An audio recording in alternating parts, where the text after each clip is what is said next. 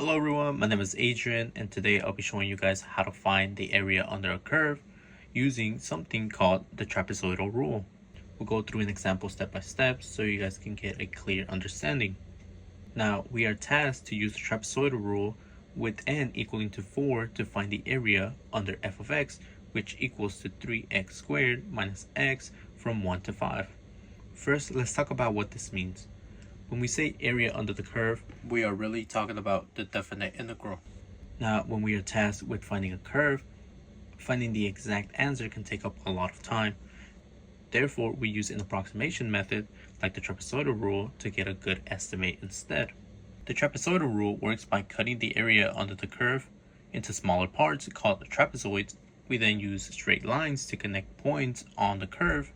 We then find the area of each trapezoid and then add them all up together. Now, the trapezoidal formula can look quite complex, so I'll break it down for you guys. A and B are the start and end points of the interval. In our case, A will equal to 1 and B will equal to 5. N is how many subintervals we divide the graph into, and in our case, N will equal to 4, meaning that we will divide the graph into 4 subintervals. H represents the width of each subinterval and is found by using the following formula. Now, let's start working on our problem. First, let's start off with finding the H. Using the formula that I just showed you guys, we get 1. Now that we have our H, we want to find our X values. Now, to do this, all we have to do is start at X sub 0, which equals to 1, and keep adding H, which also equals to 1 until we reach 5. Now that we have this information, we want to start to find the y values for each of those points. We will also use our function f of x, which equals to 3x squared minus x, to achieve this. Remember, it is very important to do this for each point. Now we can plug everything into our trapezoidal formula. However, as you guys can see, this looks quite complex.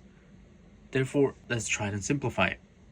When we take both sides, 1/2 times 2 equals to 1, and 1/2 times 70 equals to 35.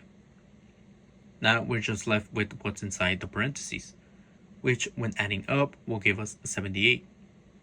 Now from here, all we have to do is add up everything together, and in our case, 1 plus 78 plus 35 will give us 114. However, remember, this is not an exact answer, but an estimate. Therefore, we say that the approximate area under the curve from 1 to 5 is 114 square units.